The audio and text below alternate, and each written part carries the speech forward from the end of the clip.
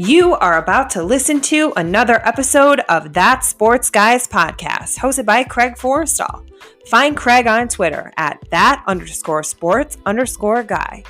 The That Sports Guy podcast is proudly featured by NFL Draft Diamonds, your draft coverage king. So sit back, relax, and enjoy some football talk.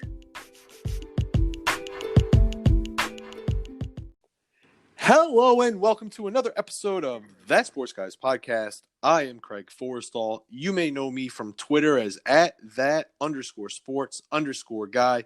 And this evening it is all about Idaho State defensive lineman Kainoa Fuiava. What's going on your end? Hi, how you doing? I'm good. Thanks for joining us this evening. I'm always excited to get to talk to a defensive lineman, pick their brains, and we'll get into that. But first things first. California, Downey, California to be exact. What was it like growing up there? Honestly, I lived outside the district of Downey, California. I'm actually from LA in South Central of Watts. I was on a permit to be able to go to Downey or to be able to go to Warren. My dad always forced me to, or pushed me to, towards my education and everything, to have a good education. And so that's the reason why I end up going to Warren. And also the family ties, like all my cousins and siblings, they all went to Warren. So I guess I was just following their path as well. And then growing up, besides football, were you a competitive kid, or did that competitive spirit come later on? No, I was always competitive growing up. I wasn't. I was always outside of the house, so I am playing 7 different sports, such as football, basketball, baseball, hockey, rugby, anything with a ball. You name it, I done it. Yeah, I guess I grew up my whole life just playing all these sports, and then when I finally got into high school, that's when I just started, limiting myself and then just focusing on one sport that I enjoyed the most, which was football. And then after your high school days, I want to ask you about the recruiting process, because you initially went to BYU out of high school, Yes, sir. but there weren't too many other offers besides that BYU offer. How did that whole thing come about? And if you could just recap that whole experience. So when I started off my freshman year of high school, I only completed one semester. And that was when I was attending Maricosta in Manhattan Beach. And then for the second semester, I ended up missing out on my whole school due to some family situations of depending on who I was going to live with, whether my moms or my pops. And then so during that whole process, I ended up having to miss school. And then so I wasn't even looking towards college anytime soon, I was just in it just to, play the game that I love. And then after finishing up my sophomore year at Warren and going into my junior years, that's when, some schools or many schools will come by and then they'll show interest in everything, and then they would never pull the trigger to offer me because I was never eligible. And then basically when I seen all those schools were coming by, trying to talk to me, but they were noticing I wasn't eligible, and then I saw them disappear, and it just motivated me to I want to get picked up. I want to make something out of myself. So then I got with my academic advisor and my coaches, my teachers, and then we ended up making it happen. So I have to take 0 period and an extra class, like a 7th period, and throughout my whole career, because of the fact that I missed out on a whole semester of high school. So I ended up having to work hard for it. and really had to earn it. And then so the way that my whole schedule was set up throughout my whole 3 years left of high school, was many people have like they'll take electives and everything to help their GPA, but throughout my rest of my whole high school career, it was all like core classes and everything that I had to take, like to make me Division 1 eligible, and I ended up not becoming eligible a week before signing day. And Oh, wow. yeah, so once the grades are finally like the grades are all popping up and everything, then uh I found out that I finally got the GPA, to be Division 1 eligibility and everything. Then I found out you had to take a SAT and an ACT test now and everything. And I noticed, I guess it was gonna be a lot harder for me, especially in my situation of I guess the lower the GPA you have, the higher you have to score in the SAT and the Mm-hmm. ACT. Mm-hmm. And so my first time ever taking the SAT, I don't know. I just got nervous. Never felt that type of pressure in my life, and then uh, so the SAT I ended up doing really bad on my first time ever taking it, and then next week, uh, well, I was told for when you're taking the SAT, if you know it's for sure like correct, then answer it. But if you don't know if it's right or wrong, then don't answer at all, because I guess those points that will really hurt you and everything. So I Mm-hmm. was always so tempted. I kept on double questioning myself, like, all right, I got this for my answer, but I was just like, is this really the answer? And then Mm-hmm. so and then I was like kind of struggling. I don't know. I was just second guessing myself a lot. And then once I found out about the ACT, they're saying like, just try to answer as many questions you can at such a short period of time and everything. And then so, I ended up taking the ACT and then doing really well in that. And then that's when I finally got my scores back for that. And that's when I found out that I was finally Division 1 eligible. And so uh, I guess everything was happening so fast. Like, I had a lot of during that time. Like, I had a lot of schools and everything. They'll stop by, but they knew that I wasn't Division 1 eligible. So then they will never pull the trigger. And then so once I got the test results back and everything, I ended up going through my whole Twitter feed, my whole Twitter and everything. Started DMing all the coaches like, "Hey, look, I did it. I got eligible." Like, and so that's when all my offers end up started coming in. Such at a like late notice. I ended up having like a lot of D2s offers, and then after the D2s, I was having like the Big Sky start coming in, the pitcher, and started getting in touch with me, and then from there, then Hawaii actually called, and they end up offering me. Uh, like a couple days before signing day. And so I ended up planning on signing with Hawaii on signing day. And then um, on the day of signing day, BYU ended up calling. They're like, "Hey, we got a full ride scholarship for you and everything.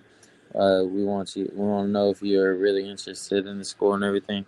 And my family, they're really into the church and everything of, being Mormon and everything. So I ended up like I didn't have no clue about BYU or anything of the backgrounds of it, and Mm-hmm. then I don't know. I guess I was just trying to do everything going back into it.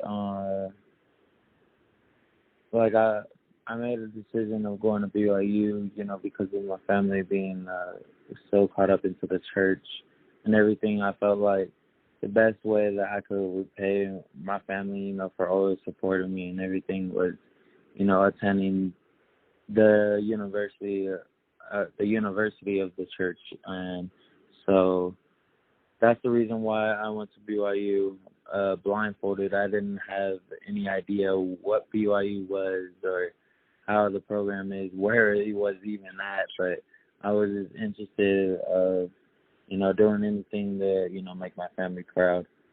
So that's my process of how I ended up getting, ended up going to BYU and everything. And then when I got to BYU, it was such a learning experience. Like, I'm so glad that I went there. And I knew I started that's when I knew about everything that I need to work on, especially myself as a person. And I want to ask you about one of your teammates at BYU, and that's Taysom Hill. Mm-hmm. Do you have a story from your time at BYU with Taysom Hill where you were just like, yeah, this dude's different?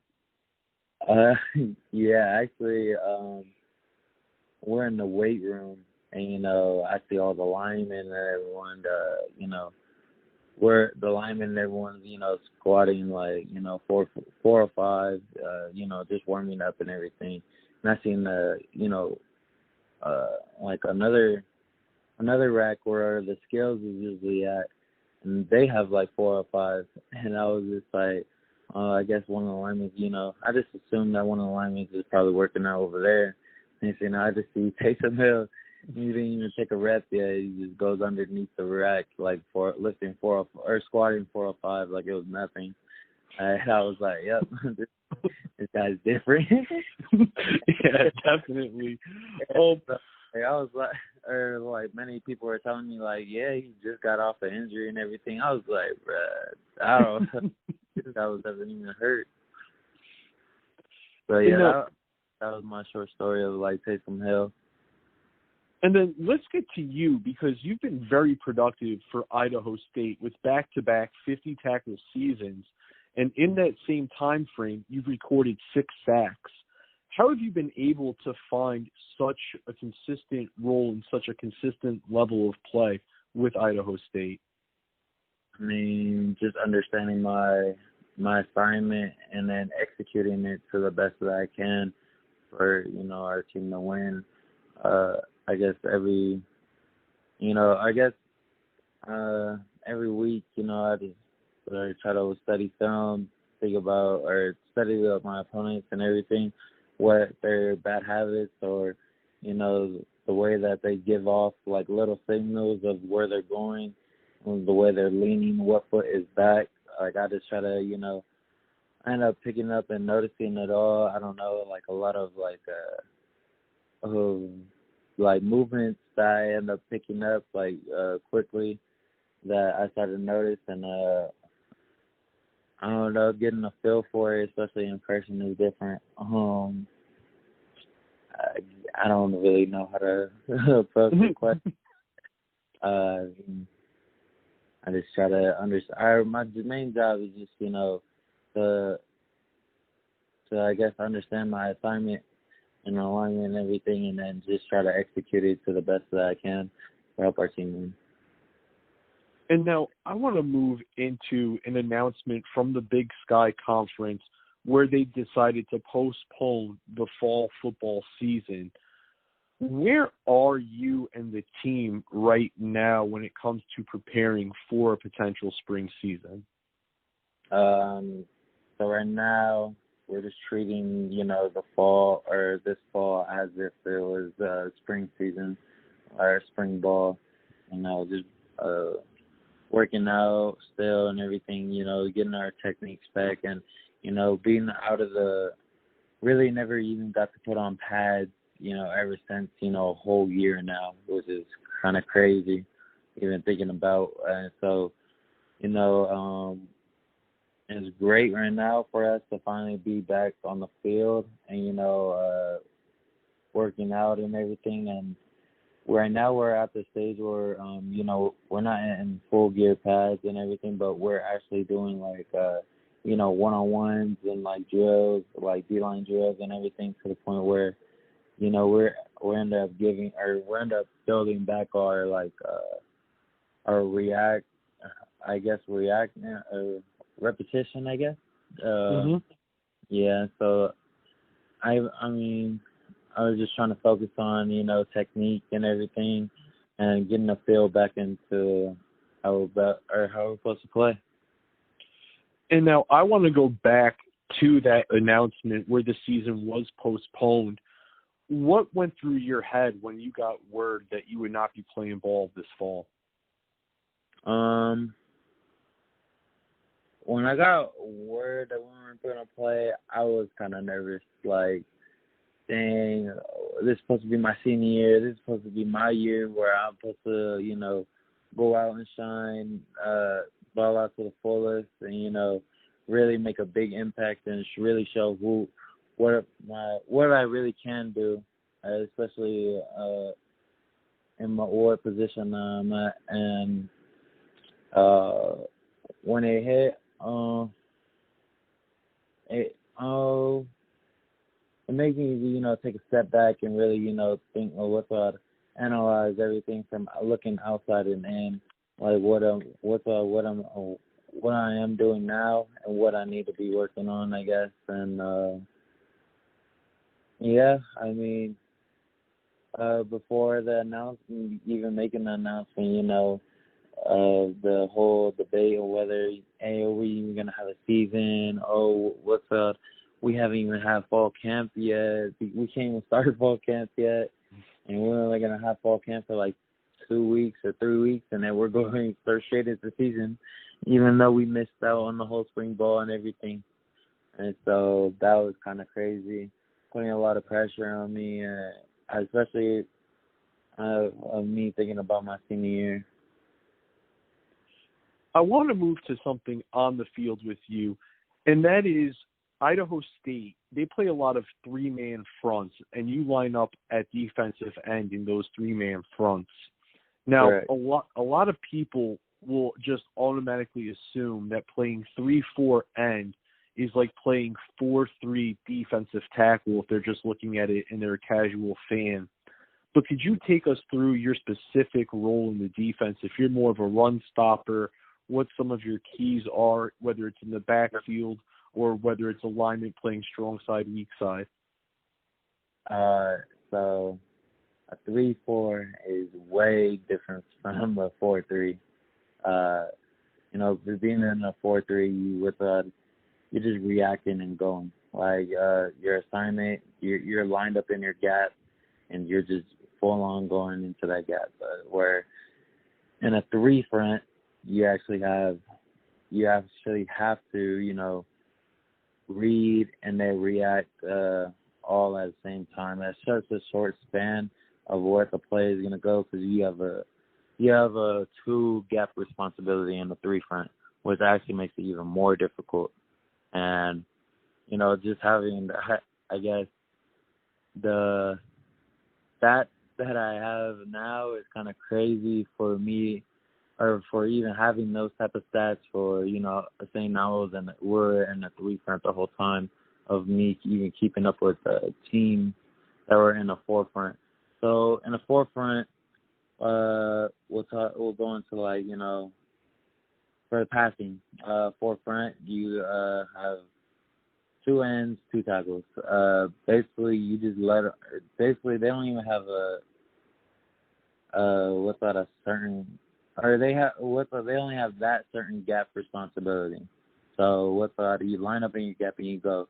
The 2 ends on the outside basically have outside contain, and then you have a pressure from the 2 D tackles in the middle. And so in the 3 front, in the passing scheme, you have to read the tackle, what type of set he gives you. So if the tackle ends up doing, a kick step,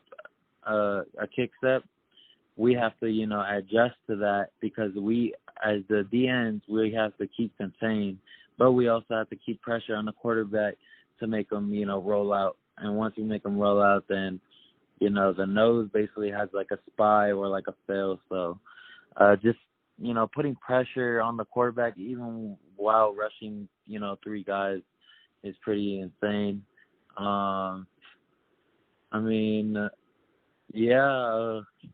I guess that's like one of the easiest way, or like the shortest ways that I could describe a 3 front into a 4 front. I guess in a 4 front, you have 1 gap responsibility, and if it's a pass, you just go. In the 3 front, you have a double gap responsibility, and you also have to adjust and into the pass where you have to drop or you have to get out to the outside at late notice to also put pressure on the quarterback. Kainoa, I want to move into when the season does come around. What are your goals for the next time when you set foot on the field? I want to break all my stats individually, but also, want to do it by, doing the things right, not trying to go out there and just do, I'm going to just do me, but also do things, for the team. My goal, honestly, is to, because we're going to go into, what we plan on doing is in passing down situations, come into that forefront, and then where giving me an opportunity where I could just line up outside and I could just go and I could get my one-on-ones. And then my plan is, just to dominate my one-on-ones and, put pressure on my quarterback. And I plan on getting double digits sacks this year. And then before we go to some non-football questions where we give the people a chance to get to know you, I want to ask, how would you describe the culture of the Idaho State football program? You can see it building up. They're actually building like a brotherhood, and like a bond between one another.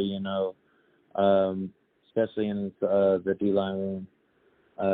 We have a lot of new faces, new guys, and guys that are even gonna play, make an impact, especially this year.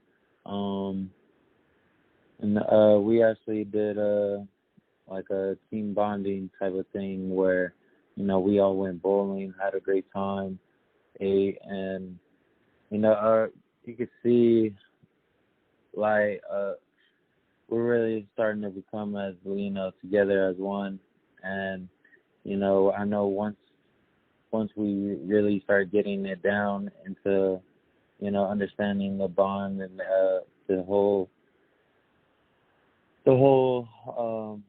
as our team as a whole and everything, I believe that we'll be unstoppable. And Kainoa, that's going to do it for the football-based questions. Now, are you ready to give the people a chance to get to know you under the helmet?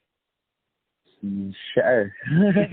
All right. So the first question I'm going to ask you is, what's the spiciest thing you've ever had to eat, and would you eat it again? Me personally, I dislike all spicy foods. I even have a hard time eating hot Cheetos. Really? Yeah, I won't eat hot Cheetos. I won't eat nothing spicy. Tapatio, no. I like to enjoy my food, not burn my mouth. And now let's go ahead and let's ask you about what song would you choose if you were forced into a dance contest? So what would be that song you would dance to? Dance contest?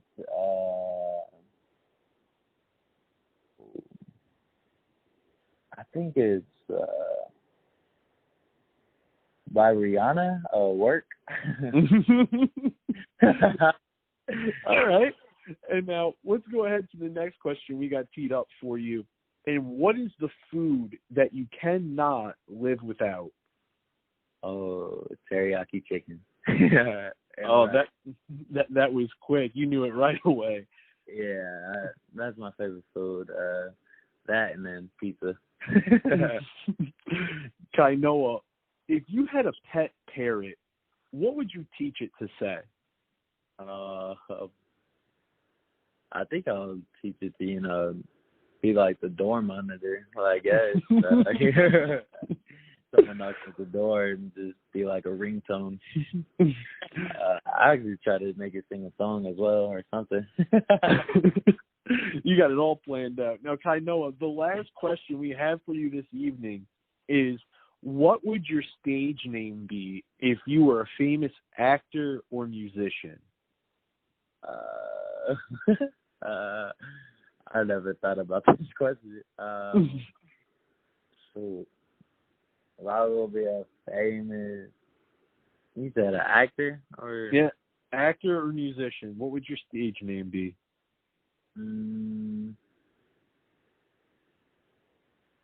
Oh no, sure. Mighty Noah. There you go, Mighty Noah. And now, before we get out of here, Mighty Noah, I want to give you a chance to leave a couple of final words with the Idaho State fan base, just something for them to look forward to the next time you and the guys touch the field. I mean, we're working hard, and especially this pandemic and everything, and we're gonna be something special, especially in this upcoming year. People outside of Idaho State are gonna be sleeping on us, and then I'm just happy that because he makes I like to be the underdog, to prove people wrong. So we're gonna make it happen. Ladies and gentlemen, you heard it from Idaho State defensive lineman Kainoa Fuiava. When Idaho State gets on the field the next time, they got something special that is brewing within that locker room, so stay tuned. Ladies and gentlemen, that's going to do it for us on this episode of That Sports Guys podcast. For Kainoa Fuiava, I am Craig Forrestall. Until next time, stay safe and be easy.